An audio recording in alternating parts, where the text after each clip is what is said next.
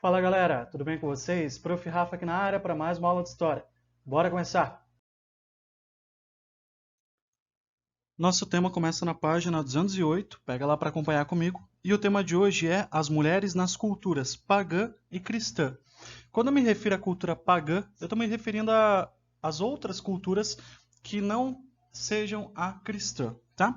A gente está trabalhando até agora a Idade Média e a pergunta que vem para nortear é: como viviam as mulheres na Europa medieval? E por que é um tema específico para trabalhar sobre isso?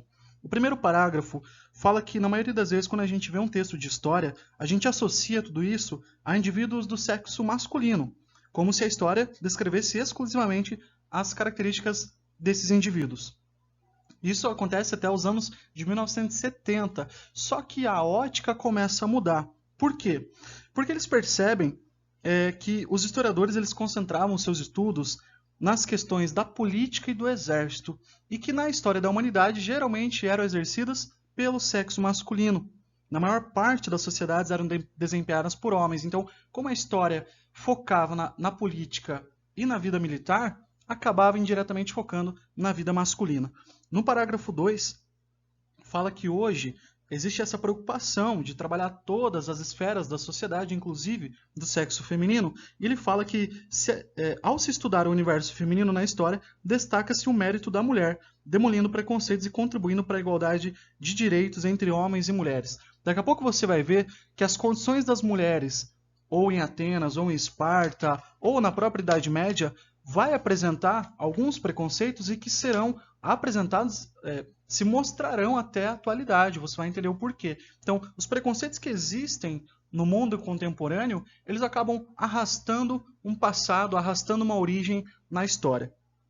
E o último parágrafo fala que isso acontecia principalmente porque as mulheres eram submetidas à vontade do governo dos homens. Isso você já vai ver em alguns lugares específicos da humanidade. Na página 209, ele vai falar de alguns lugares específicos. Em primeiro lugar, Atenas. Então, qual era a condição das mulheres nesse local, lá na Antiguidade e no começo da Idade Média? O texto fala que em Atenas as meninas pobres não aprendiam a ler e nem a escrever. Até o casamento, elas aprendiam com as mães as tarefas domésticas, ou seja, a mulher era educada para ficar no lar e cuidar dele. Nas camadas sociais mais ricas, as meninas eram educadas por uma mulher mais experiente, em geral a mãe, e com essa mentora elas aprendiam a tecer, ou seja, fazer tecidos, cozinhar e noções básicas de leitura, música e matemática. Submetidas ao pai ou ao marido, deveriam zelar pela casa ou ter uma vida reclusa. O que você percebe? Entre as camadas mais pobres e mais ricas, você tinha uma diferença na educação. Só que nos dois casos, a mulher era colocada, era educada para zelar a casa, para ter uma vida reclusa, e o marido ou o pai, então, ter uma certa hierarquia, né? Ter um poder, um domínio sobre o sexo feminino. Então você percebe que a educação da sociedade nesse momento era voltada a isso. Já em Esparta, a condição das mulheres mudava um pouquinho. Elas deveriam receber a mesma educação que os meninos até os 7 anos, só que depois disso deveriam cuidar da casa e praticar exercícios físicos. Para quê? Para ter filhos saudáveis e fortes para servir no exército. Lembra a frase de Esparta? Soldado do berço ao túmulo? Pois é. Então as meninas eram educadas para ter um bom físico, para gerarem filhos fortes, para gerarem bons espartanos. Então, de novo, a lógica voltada para o mundo masculino. A diferença de Esparta e Atenas fala no parágrafo 3 que muitas mulheres tinham várias terras espartanas nos seus nomes, ou seja, elas tinham mais posses, elas tinham uma maior participação nesse quesito, nesse aspecto de ter terras. Já em Roma, a gente tem que analisar sob uma ótica diferente, não em relação à classe social, mas ao período histórico, já que a história de Roma é dividida em 3 partes: monarquia, república e império. Na monarquia não, o livro traz no período da república e no império. No período da república, a mulher, de novo, estava submetida à tutela do homem, ou seja, numa hierarquia, quem manda mais, quem manda menos, o sexo masculino sobrepõe-se ao sexo feminino. Só que ele fala que a mulher tinha certa liberdade social. Como assim certa liberdade social? Ela, por exemplo, poderia ficar ao lado do marido nas negociações com seus escravos e eram consultadas por eles sobre assuntos políticos e religiosos. As mulheres em Roma também eram consideradas cidadãs, casadas ou não, e todos os seus filhos também. Só que as mulheres em Roma só podiam casar com o consentimento do pai, ou seja, se o pai, se a figura masculina, concordasse, ou na falta dele, do familiar mais próximo.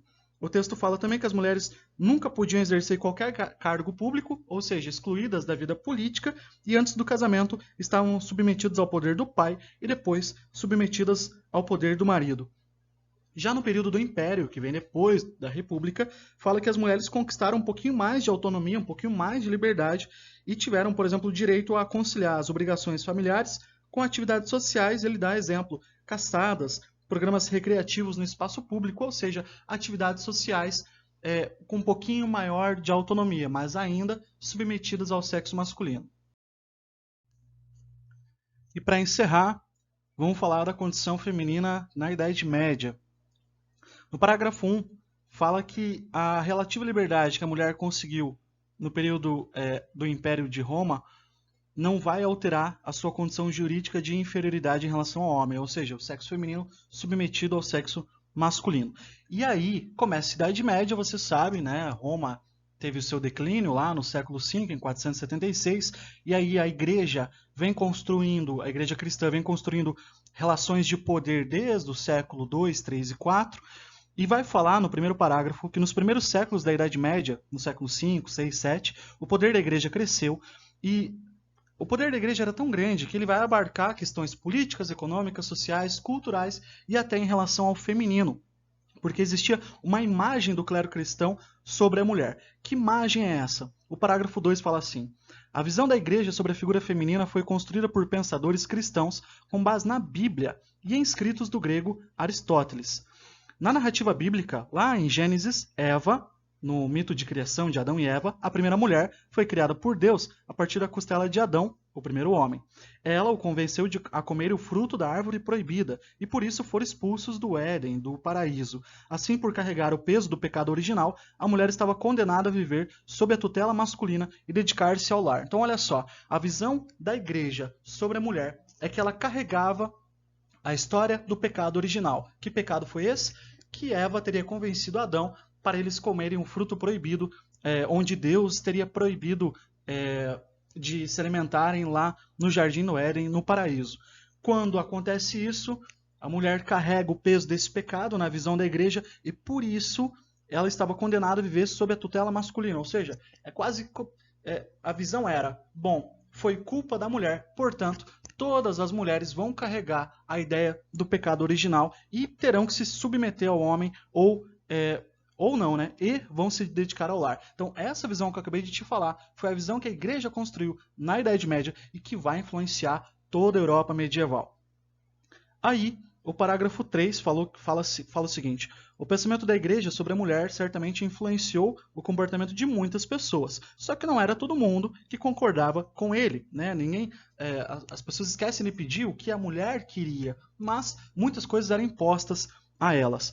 No parágrafo 4, fala de casos de mulheres que se destacaram contrariando todos esses padrões sociais. O primeiro exemplo é Leonor de Aquitânia, no século XII. Diz que ela foi casada 2 vezes, com o rei Luís VII da França e depois com o Henrique II da Inglaterra, e ela estudou astronomia, estudou matemática, falava 8 línguas, e descontente com o segundo marido, ela instigou uma rebelião dos filhos contra o pai. Punida, Leonor foi levada à prisão e lá permaneceu por 16 anos. Então, olha só, uma mulher que questionou a figura do seu marido e acabou sendo presa por 16 anos. Então isso mostra duas coisas. Primeiro, uma mulher que se destaca, uma mulher que acabou saindo da caixinha da Idade Média, digamos assim, só que em contrapartida acabou sendo punida com um rigor muito maior do que se fosse o contrário. Se o marido tivesse lá instigado ou criticado a mulher, provavelmente nada aconteceria com ele. Na página 211, fala uma outra mulher de destaque, Cristina de Pisano, que viveu no século XIV e XV. Fala que aos 4 anos ela se mudou para a França com o pai, e aí ela acabou entrando num ambiente de intelectuais. Ela desenvolveu gosto pela literatura, ela se casou aos 15 anos, perdeu o pai no ano seguinte, e também perdeu o marido pouco tempo depois. Na vida dela, fala que ela é considerada a primeira, que exerceu a primeira profissão de escritora. Olha só, a gente está falando do século XIV, século XV. Mulher considerada a primeira profissão de escritora. Então você percebe que os séculos anteriores, nenhuma mulher foi considerada escritora.